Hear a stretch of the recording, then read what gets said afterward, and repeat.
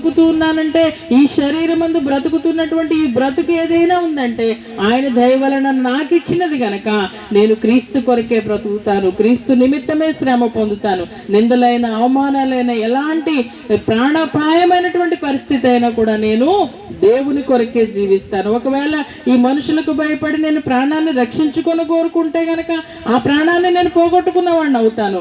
అదే క్రీస్తు కొరకు నా శరీరాన్ని, నా ప్రాణాన్ని నేను పోగొట్టుకుంటే గనక అది నేను క్రీస్తులో నా ప్రాణాన్ని నేను కాపాడుకుంటాను అని మాట్లాడుతూ ఉంటున్నాడు. ఈ దినము మరి శ్రమను, నిందను, భారమును అనుభవించడానికి మన సిలువనెత్తుకుని మనము మోసుకుని క్రీస్తును వెంబడించడానికి సిద్ధంగా ఉన్నామా లేదా అనేటువంటిది ప్రశ్నించుకోవాలి. శరీరాన్ని ప్రేమించొద్దండి. ఈ శరీరము మట్టిలో ఉన్నటువంటి శరీరం మట్టి నుంచి తీయబడి మళ్ళీ మట్టిలోకి కలిసిపోతుంది. దీనికి నొప్పి వచ్చినా, బాధ వచ్చినా, ఏమొచ్చినా కూడా వస్తూనే ఉంటాయి. శారీరకంగా మనం ఉన్నాం గనక వీటన్నిటినీ అధిగమించి దేవుణ్ణి మనము ఆరాధించడానికి, ఆయన పని కొరకు మనము సిద్ధపడి అనేకులకు రక్షణ సువార్తను చాటి చెప్పాలి.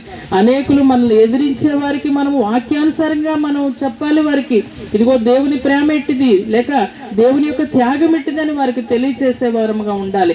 ఆ దయ వల్లనే, ఆ కృప వల్లనే ఈ దినము శరీరం అందు నేను బ్రతుకుతున్న ఈ బ్రతుకు ఏదైనా ఉందంటే దేవుని దయ వలన నాకు ఇచ్చిన ఈ మహాకృపని పౌలు గారు చెప్పినట్టు. అందుకని అంటున్నారు, నేను క్రీస్తును పోలి జీవించుచున్నట్లుగా మీరు కూడా నన్ను పోలి జీవించండి. నేను ఏ విధంగా